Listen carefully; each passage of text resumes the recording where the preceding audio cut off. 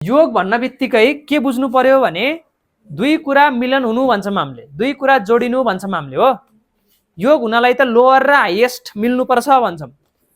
अर्जुनको दुःखलाई पनि योग भनिरहेको छौँ हामीले यहाँ। किन? किनकि जब दुःखी हुन्छ कोही तब त उसले केही क्वेसन गर्छ, तब त उसलाई चाहिँ निड क्रिएट हुन्छ to be one with the highest, isn't it?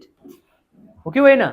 जब कोही लो मुभमेन्टमा हुन्छ तब उसलाई हाई चाहिन्छ, नत्र किन चाहियो त हाई? यदि पहिल्यैदेखि हाईमा छ भने। जब कसैको लो मार्क्स आउँछ तब त उसलाई हाई मार्क्स चाहिन्छ, हो कि होइन?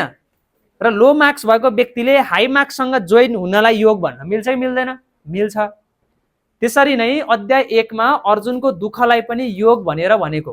अर्जुन विषाद योग, त्यो अध्याय 1 मा अर्जुन दुखी छन्।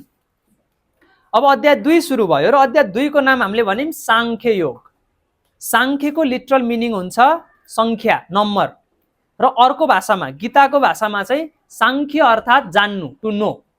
सांख्य भनेको के हो? To know something.